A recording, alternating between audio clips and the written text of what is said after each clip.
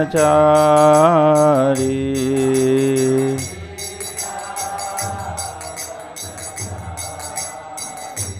जय श्री कृष्ण चैतन्य प्रभु नित्यानंद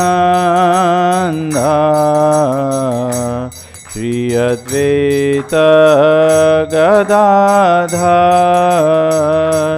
श्रीवासादि गौर भक्तवृंद जय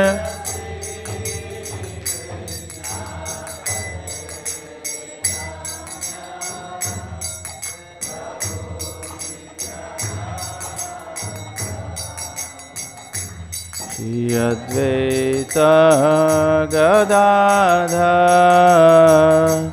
श्रीवासादि गौर भक्तवृंद हरे कृष्णा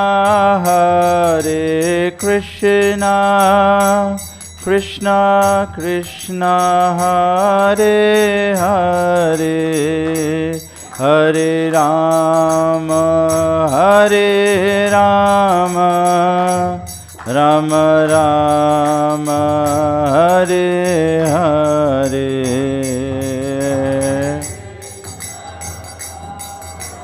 कृष्णा कृष्णा कृष्णा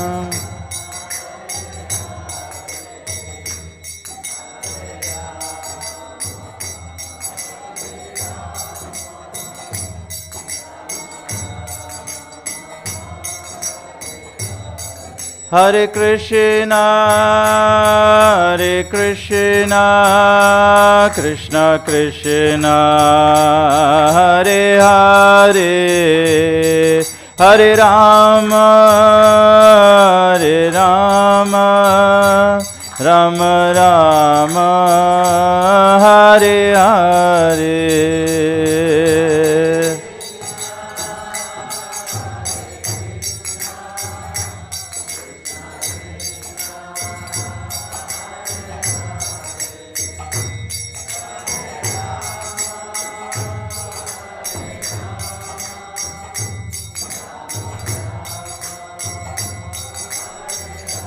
जय जय प्रभुपाद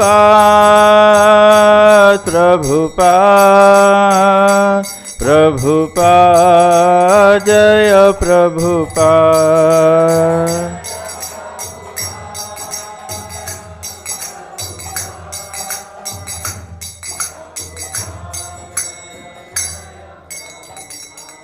जय ओम विष्णुपाद परमहंस परिव्राजकाचार्य स्तोत्र शशि श्रीमद् डिवाइन ग्रेस ऐसी भक्ति वेदांत स्वामी श्रील प्रभुपाद की जय ओम विष्णुपाद परमहंस परिव्राजकाचार्य स्तोत्र शशि श्रीमद् डिवाइन ग्रेस भक्ति सिद्धांत सरस्वती ठाकुर की जय ISKCON BBT founder Srila Prabhupada की जय इस्कॉन गुरु वृंद की जय श्री गुरु परंपरा की जय गंगामय जमुनामय की जय भक्ति देवी तुलसी महारानी की जय नाम आचार्य श्री हरदास ठाकुर की जय प्रेम से कहो श्री कृष्ण चैतन्य प्रभु नित्यानंद श्री अद्वैत गदाधर शिवासादि गौर भक्त वृंद की जय श्री श्री पंच तत्व की जय श्री श्री राधा कृष्ण को गोपीनाथ श्याम कुंड राधा कुंड गिरि गोवर्धन की जय श्री श्री राधा माधव अष्ट सखी वृंद की जय आनंद कोटि वैष्णव वृंद की जय ग्रंथराज श्रीमद् भागवतम की जय निताय गौ प्रेमानंदे हरि बोल all glories assembled devotees all glories assembled all glories assembled, all glories to Shri Guru and Shri Gauranga.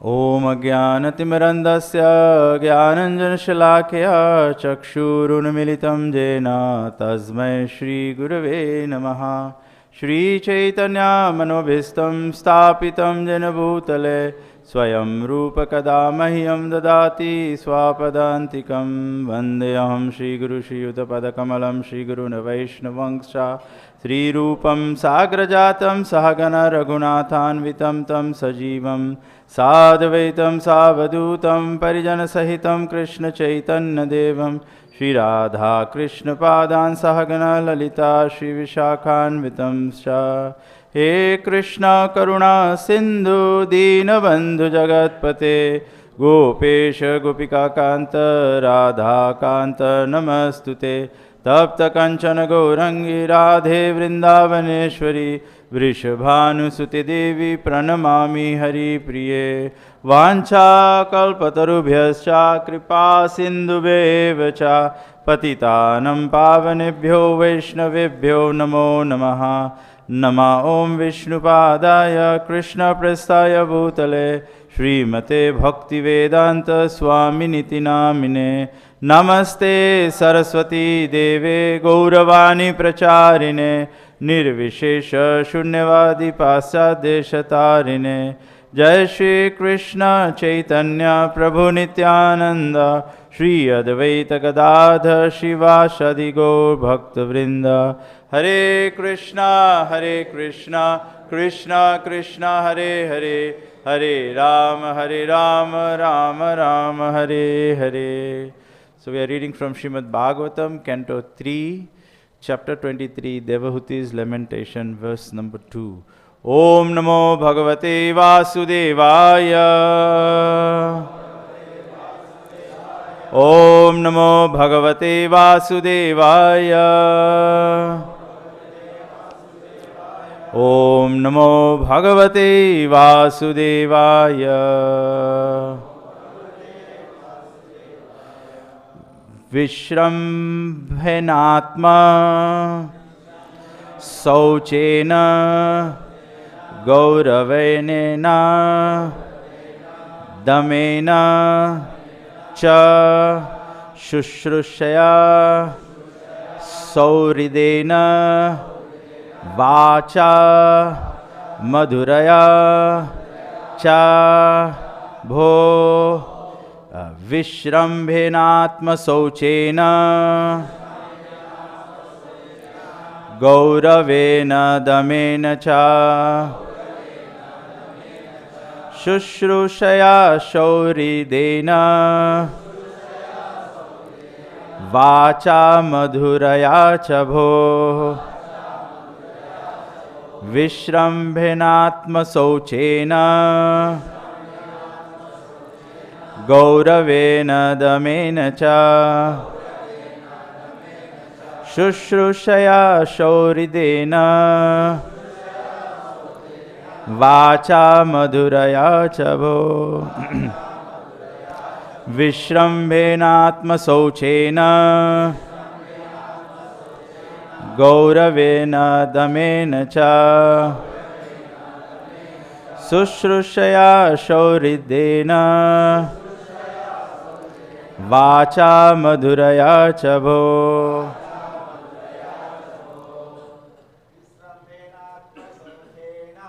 Viśrambheṇa-śaucena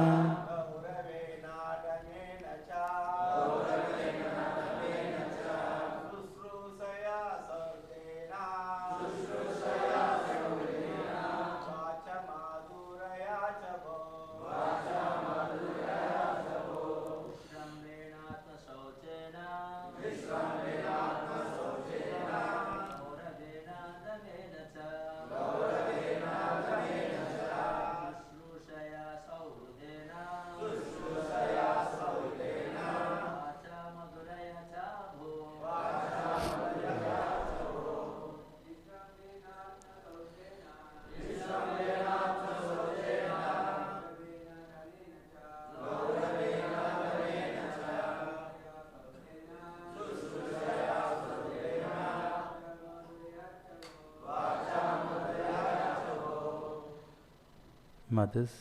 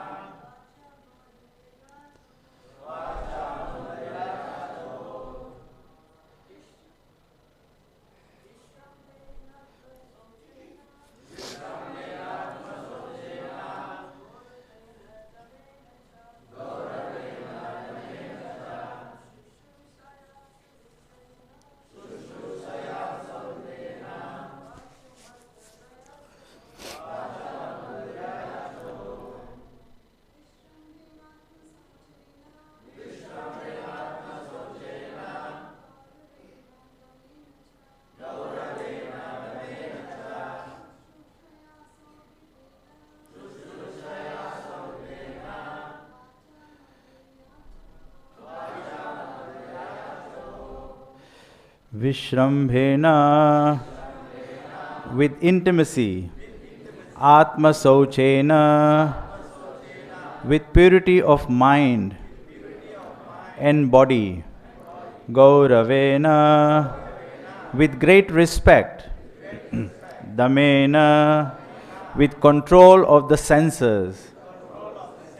Cha, and śuśrūṣayā, with service. Sauhṛdena, with love. Vācā, with words. Madhurayā, sweet. Cha, and bhoḥ, O Vidur. Translation and purport by Srila Prabhupada. Srila Prabhupada ki jai.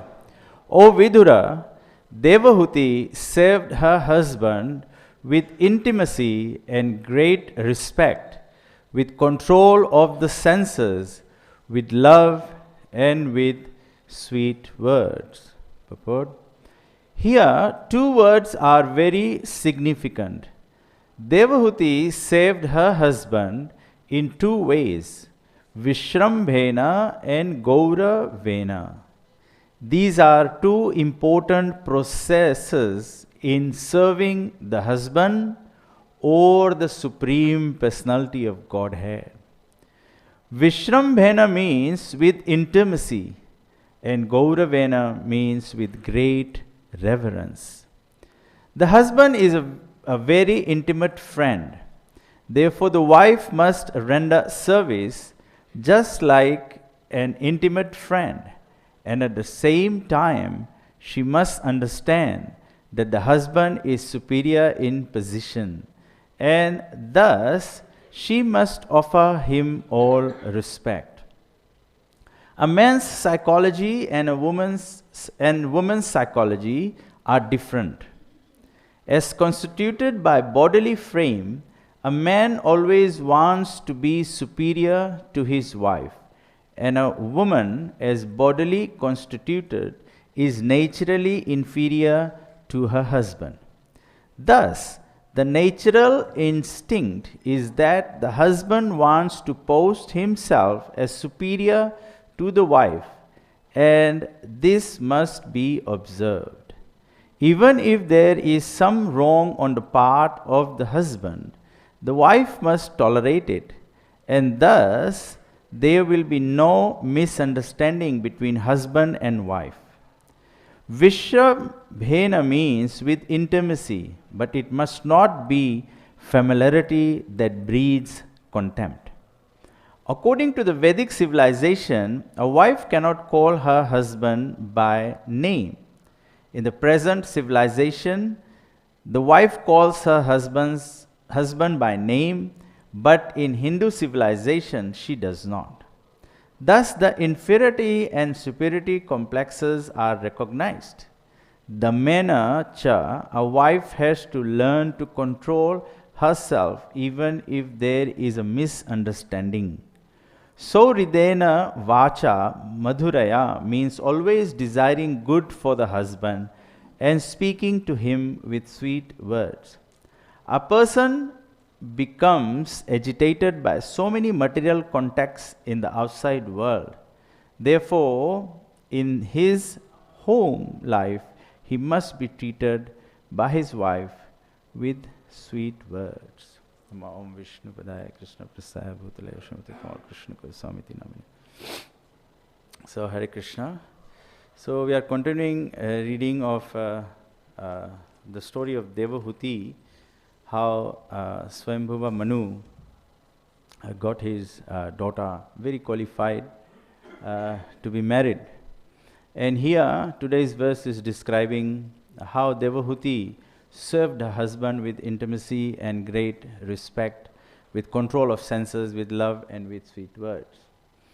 The point I pick up from the purport that Srila Prabhupada immediately directs us that such relationship, whilst we are talking here about Devahuti's husband, how she is treating or relating with her husband with intimacy and great respect, Srila Prabhupada mentions serving the husband or the Supreme Personality of Godhead.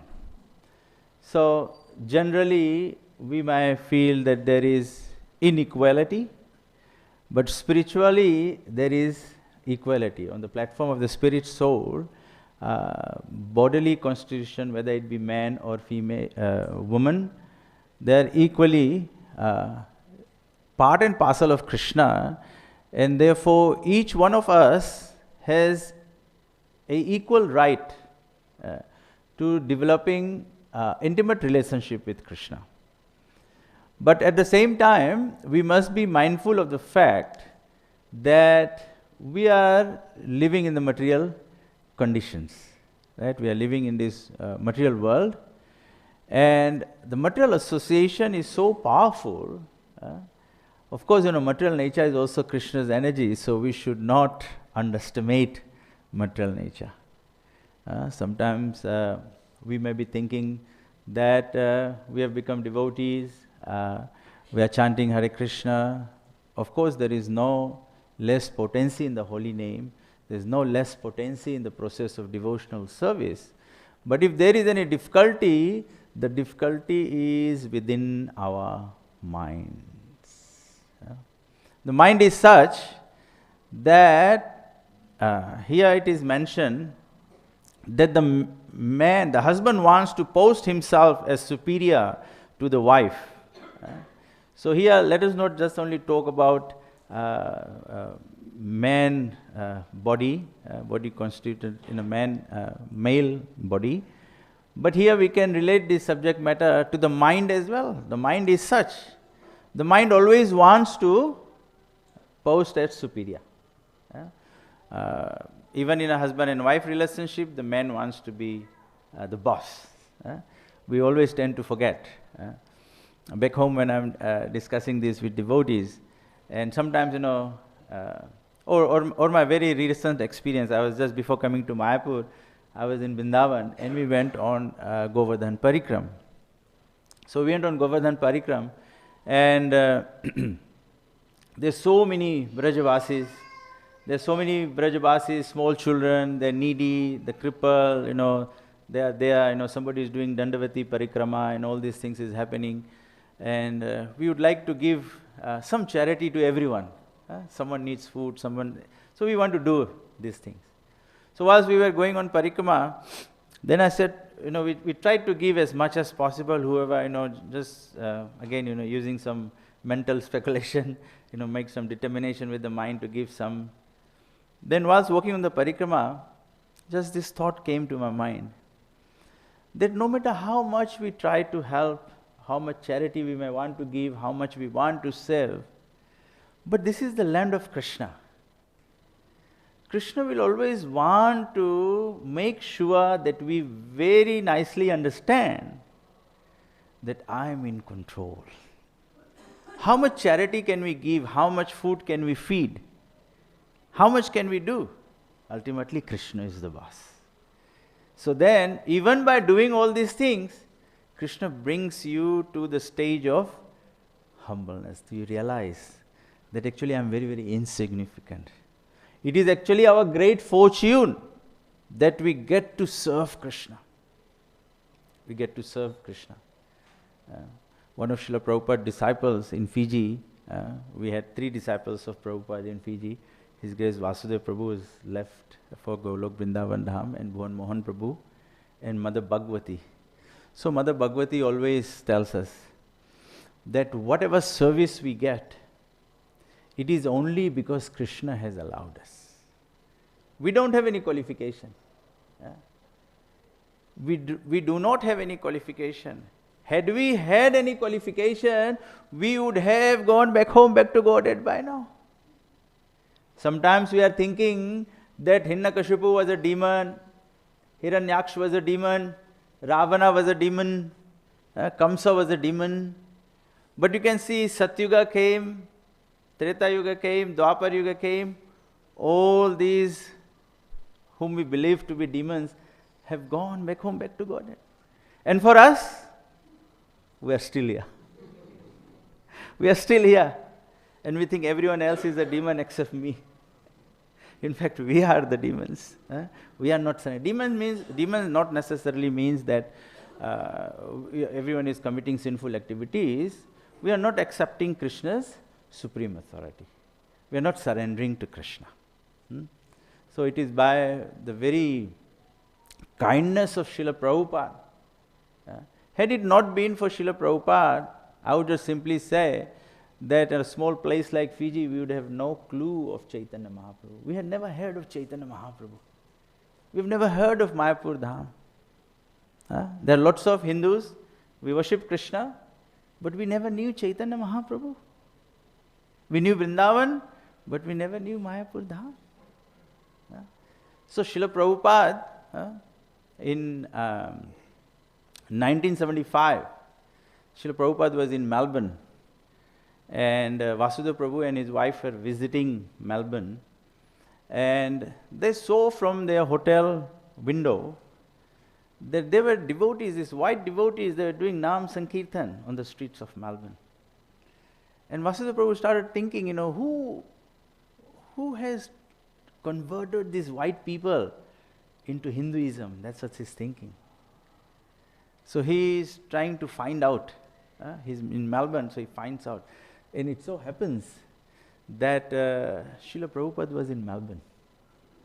Srila Prabhupada was in Melbourne, and Srila Prabhupada was going to Hawaii, and in those days they would be stopped over in Fiji.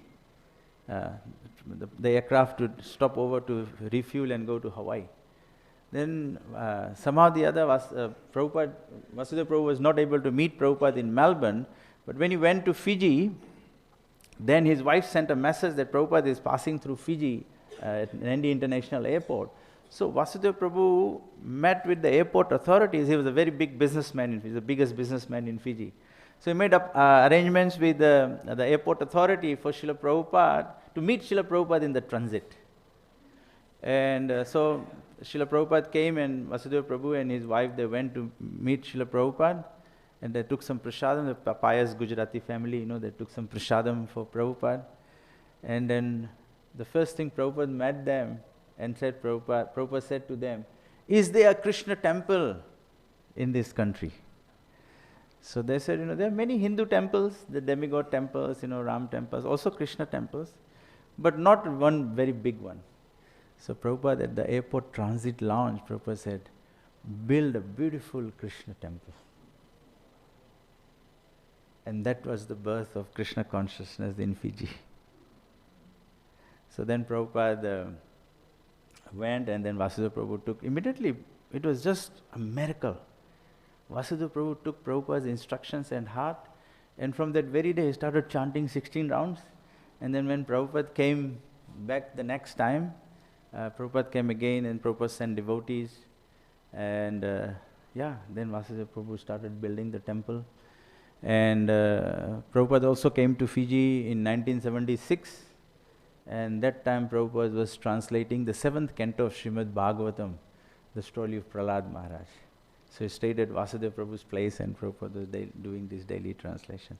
So my point being that had it not been for Srila Prabhupada, we will all be bereft of Krishna consciousness. And being bereft of Krishna consciousness simply means demonic mentality. The mind keeps making us think that we are the ahankara, we are the doers of everything, when in fact everything is being done by Krishna. So it is our great fortune that Srila Prabhupada has connected us to Krishna consciousness, and today we get the benefit of this holy dham, the holy name, the association of devotees. I remember Tamal Krishna Maharaj used to say one time, Tamal Krishna Maharaj was giving initiation in Fiji. So he initiated one devotee, and he gave him the name Sadhu Sangadas. And the devotee did not feel very comfortable. His father was initiated. His father's name was Vishnu Gadadas. So the devotee went to Tamal Krishna Maharaj and he said, Gurudev, I was expecting that, my father is Vishnu Gada, I'd be like Chakra or something like that, So Tamal Krishna Maharaj said, we could do that, but Chakra and the Gada in the same house would be too dangerous. So then he insisted, then Gurudev changed his name, but at that point, Tamal Krishna Maharaj made the point that, there is no greater protection than sadhu sangha. This is the greatest kavacha that we can have in our life. We may try so many other things, we fall sick, we want protection, we want good health, we want all these things. But the best of the health is spiritual health. What is spiritual health? Spiritual health is Gopi Bhartur Padakamlur Dasa Dasanu Dasa. We are the servant of the servant of the servant of the servant of the gopis. Sometimes in this, if we just consider, we are supposed to be the servant of the servant of the servant of the servant. So the more lower you go in your understanding and your feeling that you are the most humble, that means your health is becoming better and better and better. Maybe you are here and you start feeling that, you need to go, I'm only the servant of the servant, or I'm only the servant. Your health has started deteriorating. Your fever of material disease is increasing. So here, I just took the point that whilst Prabhupada is guiding us, that just like the husband and wife, they serve with so much intimacy, but they always need to maintain respect. And that reminds me, Prabhupada said, just like we worship Radha and Krishna in all our ISKCON temples, but we worship them in the mood of Lakshmi and Narayan. We don't jump on the altar and embrace Krishna and Gopi Bhava. No. Our Bhava is, the mood of the gopis is, be servant of the servant of the servant. So in any of our practices of Krishna consciousness that we have, we chant our rounds. We must chant our rounds with so much intensity. Hare Krishna, Krishna Krishna, Hare. Hare Ram, Ram Ram, Hare Hare. We are taking prasadam, right? We are serving the deities. We are associating with the devotees.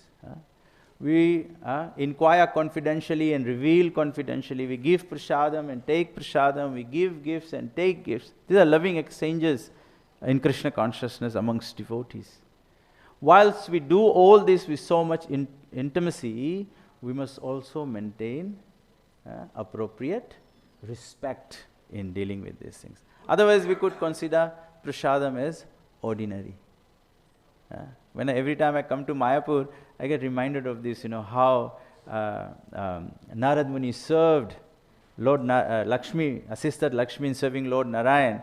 Then he got a morsel of prasadam. He became ecstatic. He went to Lord Shiva. Lord Shiva got a morsel of prasadam. He became ecstatic.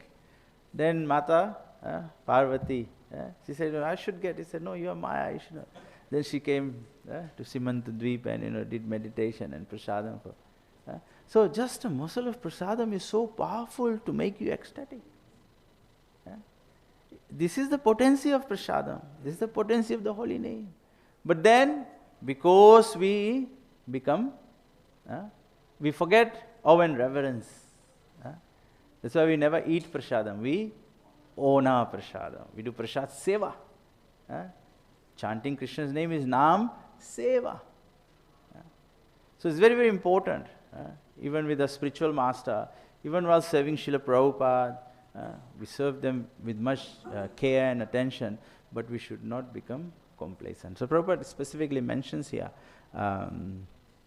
but it must not be familiarity that breeds contempt. So we are all here together to serve Krishna. And how do we serve Krishna? Krishna becomes very pleased when we serve the devotees.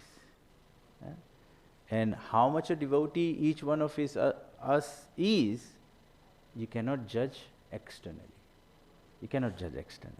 Even Chaitanya Mahaprabhu said that the external actions of the devotees sometimes can be very bewildering.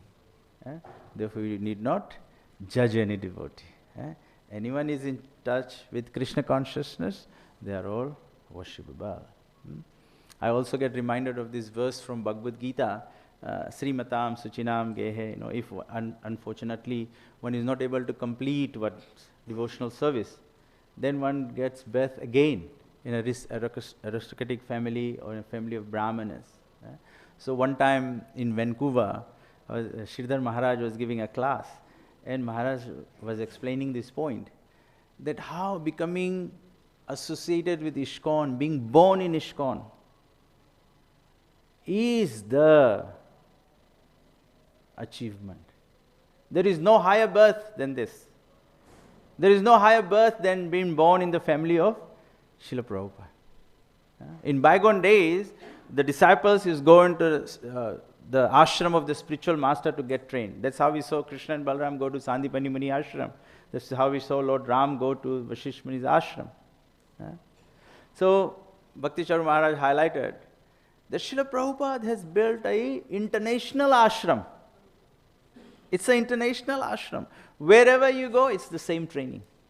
Wherever you go, it's the same practice. Wherever you go, it's the same teaching. So this is the greatness of Srila Prabhupada. So this is what Srila Prabhupada has given us. And we owe our life to Srila Prabhupada. Of course, we know that spiritual advancement is a gradual process. It could be bahunam janmanam ante gyanvan mam prapad. It could take many, many lifetimes. But Srila Prabhupada has so mercifully given us additional blessing. Srila Prabhupada said, make this life the last. This means it is very much possible in this very lifetime. How is it possible? Just paying little attention to the words of Srila Prabhupada. We serve Krishna with intimacy, but with awe and reverence. Sometimes, devotees like to do very detailed analysis of things. And that's what makes me very less intelligent. I'm not very good at that. And I very strongly believe, the more simple you keep it, just keep it to the word of Srila Prabhupada, the success is guaranteed. Srila Prabhupada once said, over-analysis causes paralysis. Sometimes we become very overly enthusiastic. I remember one time I asked my Guru Maharaj, I said, Srila Gurudev, how do I chant very, very attentively? He says, the most attentive way to chant is chant loud enough with your mouth that you can hear it. That's all. I was expecting my Guru Maharaj to say, sit before the picture of Radha and Krishna and imagine their pastimes and, chant Hare Krishna, you'll be enter into the pastimes. He said, Chaitanya Mahaprabhu has given us the holy name. That is the means, that is the via medium, and that is the goal. So all that's what we need to do. So, the lessons that I take from today's purport guidance from Srila Prabhupada is serving Krishna with intensity, intimacy, at the same time maintaining the awe and reverence to all the devotional paraphernalias of Krishna. Whatever is pleasing Krishna, we approach that with caution and much love and intimacy to serve. So, as today is also Jiva Goswami's disappearance day and Jagadish Pandit, so we also get to hear some of their Vaishnav qualities and pastimes. So, with regards to Jiva Goswami's disappearance, I'm going to read from a very nice article on ISKCON Desire Tree. Sri Sanatan, Sri Rupa and Sri Vallabha were three brothers, all employed in the service of Badshah Hussain Shah. Among the three, there was only one descendant, Sri Jiva. Having been rewarded richly by the Badshah for their services, their household life was very opulent. There was nothing lacking in whatever was necessary for the upbringing of the only son. The house was illuminated by the effulgence of the child's golden complexion.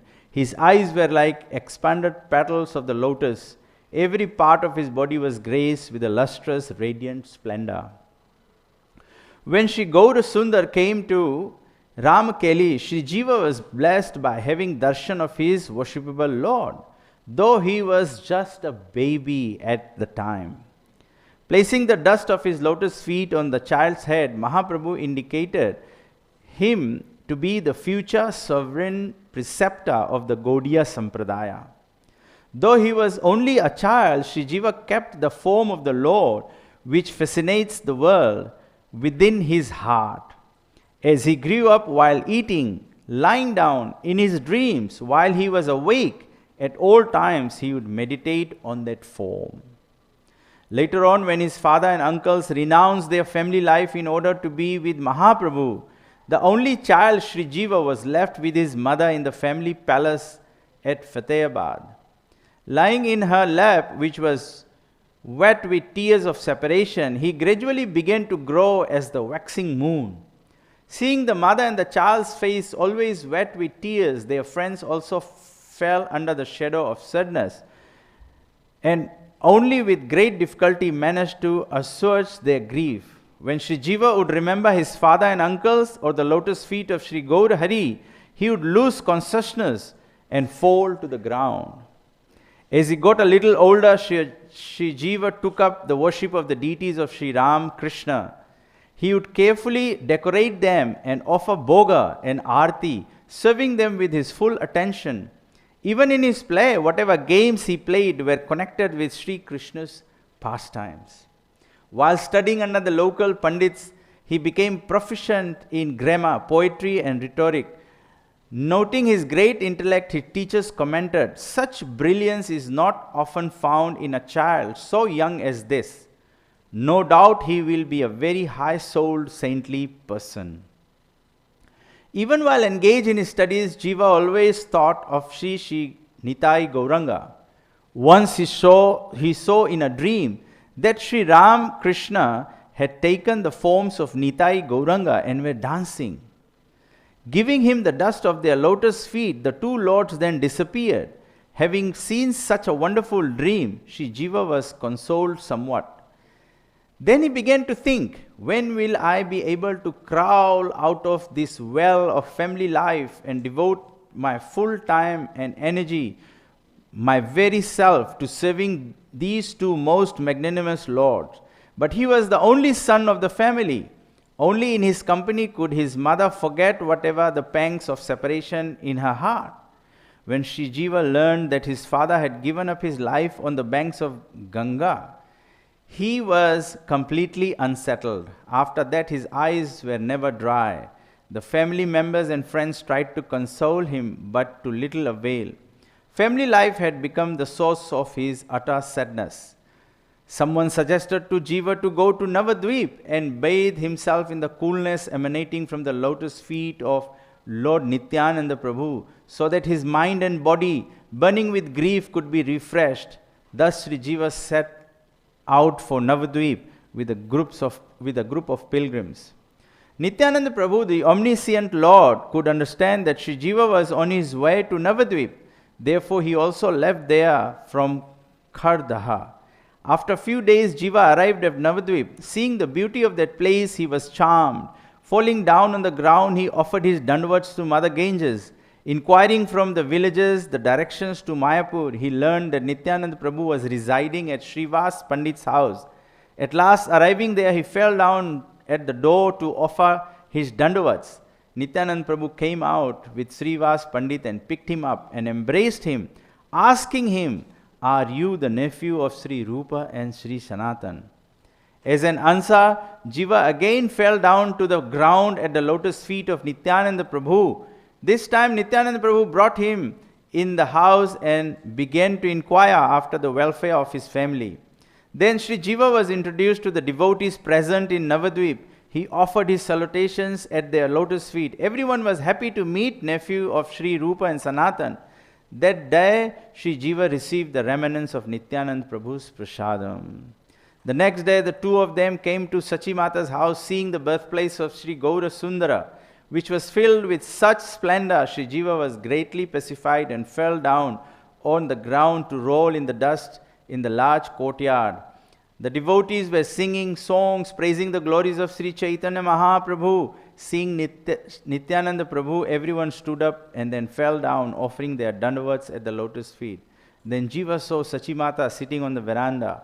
Dressed in white with silk chadar around her shoulders, she looked radiant, the white of her hair blending with her white sari.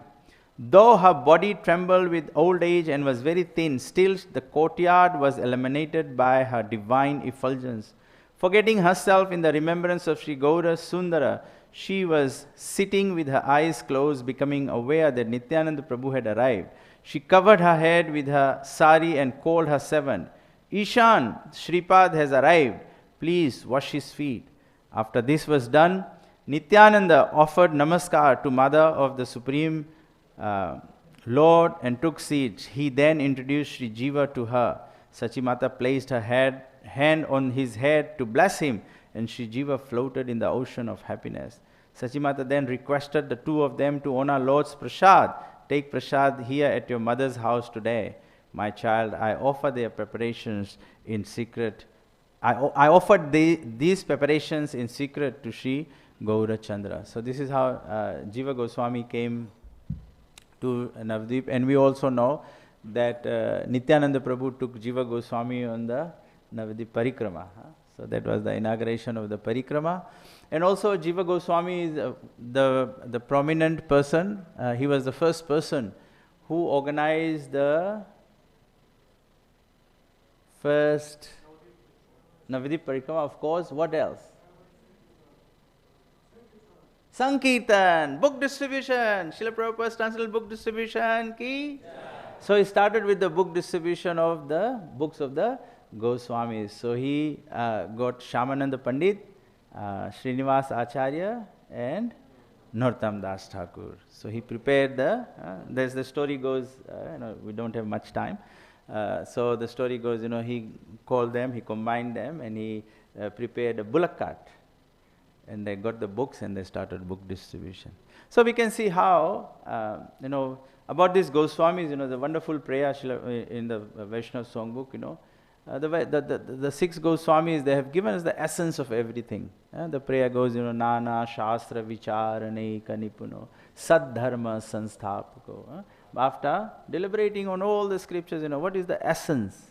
And we can see in ISKCON, Srila Prabhupada established all the essence.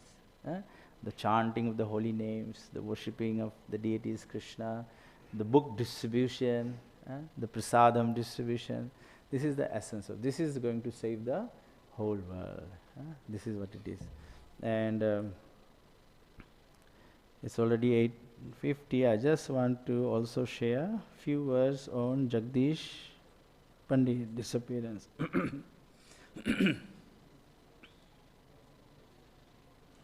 Okay. So Sri Jagdish Pandit is the savior of the world. He distributes the nectar of love of Krishna, just like a dense mass of dark cloud in the sky distributes rainfall. Chaitanya Charitamrita, Adi Leela, chapter 11, verse 30. Sri Jagdish Bhatt took his birth in the region of Gaihati. His father's name was Kamalaksh Bhatta. Sri Gaura Sundara instructed Jagadish to preach Harinam at Nilachal. Thus he took shelter of the lotus feet of Lord Jagannath. At that time, he prayed at the feet of Lord Jagannath and was rewarded by obtaining a deity of the lotus-eyed Lord. This he brought to Yashora on the banks of Ganga near Chakdaha. The deity was brought suspended from a staff which is still being worshipped in the temple of Jagannath at Yashora. This temple is presently under the charge of Sri Gaudiya Math. Lord Chaitanya and Lord Nityananda sometimes used to go to Yashora to have festivals of Sankirtan. Jagdish Pandit's son was Sri Ramabhadra Goswami.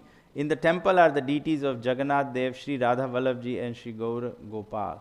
After Lord Chaitanya conducted a Sankirtan festival at the home of Jagdish Pandit, he planned to go to Nilachal. Dukhini, however, knowing the Lord's mind, was very distressed by feelings of impending separation. At that time, Mahaprabhu gave her his deity and said, I will eternally remain in your house in the form of this deity. From that day, this deity of Gaura Gopal is being worshipped there.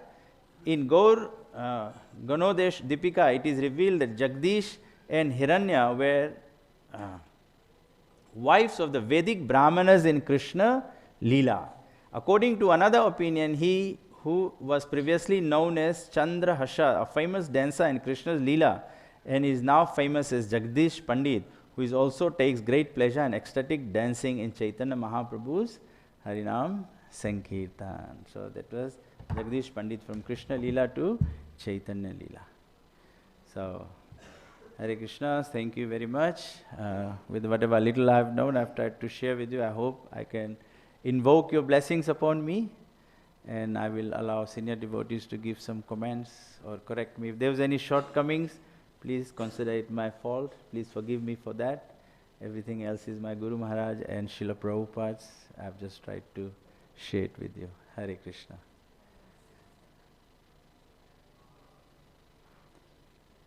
Hopefully I received some comments. I hope I was not that boring to put everyone to sleep. Hare Krishna. Hare Krishna. Thank you for that, class. Hare Krishna. The purport that Srila Prabhupada wrote, in my experience, is not clearly understood by neophyte devotees. And it causes problems because they are misreading what Prabhupada is saying about the ideal Vedic culture, where wife treats the husband as if he's a representative of God himself. Yeah. So, when that husband is a true representative of God, Yes. that type of love and respect and feeling of service is appropriate. And until then, there are some difficulties. Yes, of course. So Prabhupada wrote in the last sentence of this purport that, yes, there should be that familiarity, that friendship. But if it's on the material platform, then it will breed contempt, yes. not bhakti. So what does that mean? Just so everyone clearly understands, if you're not yet ever in ashram of grihastha, that type of intimacy before you're very advanced means you see very close up everyone's faults. The wife will see husband's faults, the husband will see wife's faults, and thus intimacy will make contempt instead of progression in bhakti. So I just wanted to point that out so that men don't think that this purport is giving them license Authority. to abuse wife or mistreat wife. Because when that happened during Prabhupada's physical presence, if the man couldn't be straightened out, Prabhupada would separate them. He would not allow his daughters to be abused. Yes. So the men who are reading this purport should be very careful. And also the women should not take advantage and just look at the faults. So, Hare. Hare Krishna. Thank you very much, Prabhu. That's a very, very nice point. I think we also always need to understand that we all get together, even in a family situation, we are all getting together to serve Krishna. And we are all individual souls, so we all have our differences, difference of opinion, difference of views. So we will all have to just see how we can get together to serve Krishna. Yes, Mataji. Hare Krishna. Thank you so much for that class. I love the slant that you put on that purport. And I particularly also like the comments Prabhu made about misusing that verse. And unfortunately, sometimes that purport is used as an example that women should tolerate domestic abuse. And referring to 7th Canto, Chapter 11, verse 28, which is a verse that I use in a seminar I have about the prevention of domestic abuse called Harmony in the Home. And Prabhupada refers to a fallen husband as naradama, which means that he's not following the principles, etc. Yes. But I also take it to mean that a man who is domestically violent to his wife, which in 2020 was a GBC resolution of zero tolerance, and that scriptures must not be used, or misused rather, to rationalize that kind of behavior. And in the purport, Prabhupada says that, let me just scroll down to, the word naradama means non-devotee. Anyone who is a devotee is sinless. One who is not a devotee, however, is the most fallen and condemned. It is recommended, therefore, that a chaste wife not associate with a fallen husband. A fallen husband is one who is addicted to the 4 principles of sinful activity, and Prabhupada names those. Specifically, if one is not a soul surrendered to the Supreme Personality of Godhead, he's understood to be contaminated. I take that slightly one step forward, that even if a devotee is following the four regulative principles, but he abuses his vulnerable wife, which has also terrible impact on her mental health and well-being, on her service, and of course to any children who may hear or witness any abuse. And then Prabhupada gives a solution, and it's very radical, actually. It's a radical solution. And Prabhupada says, thus a chaste woman is advised not to agree to serve such a husband. It is not that a chaste woman should be like a slave, while her husband is naradama, the lowest of men. Although the duties of a woman are different from those of a man, a chaste woman is not meant to serve a fallen husband. If a husband is fallen, it is recommended that she give up his association. Giving up the association of a husband does not mean, however, that a woman should marry again and thus indulge in prostitution. If a chaste woman unfortunately marries a husband who is fallen, she should live separately from him. Similarly, a husband can separate himself from a woman who is not chaste according to the description of the Sastra, etc. So, you know, in the service that I do, I've come across sometimes where a victim of domestic violence will say to me, oh, but my Guru Maharaj says it's just my karma and I should tolerate. And if the abuse is severe, then I should go away. When it calms down, then I should come back. And unfortunately, that spiritual master does not know anything about the cycle of abuse, which follows in that way, that there's a very abusive situation, the victim, survivor may decide to leave, she's enticed to come back, saying, I'll never do it again, I did it because of this, A, B, C, D. She comes back, and then there's this honeymoon period where everything's hunky-dory, and then again there's a cycle of explosion. I think, yeah, thank you, Mataji, for... Yeah. So anyway, there's you know, a lot of layers in this purport, but as Prabhu pointed out, Rameshwar Prabhu pointed out, one should not misuse that point. Yeah, I think just as overall, you know, we should understand the process of Krishna consciousness is about developing divine qualities, Krishna prema. So how can we accept that, you know, these inaccurate actions or mentalities is acceptable? Yes, Rameshwar Prabhu. Thank you, Mataji. Now reverse that. Husband is dealing with a wife who's fallen. Yeah. It's not just the wife dealing with the husband who's fallen. It's not all the time just the man who's fallen. There could be so many times where the wife has so many material desires or anxieties, and she thinks the husband is there to satisfy and serve her. So that also is not appropriate. And if it doesn't stop, then they may have to be separated for the sake of the husband, spiritual progress. So I just wanted to say, it works both ways. Yes, yeah. Correct. In either case, all we want to do is, everyone is getting together to develop love for Krishna. So if we are falling off that, then that is not correct. So we're not allowing abuse. Yeah. Okay. So thank you all very much. Thank you very much for your patience. Hare Krishna. Srila Prabhupada ki jai. Grantaraj Srimad Bhagavatam ki jai.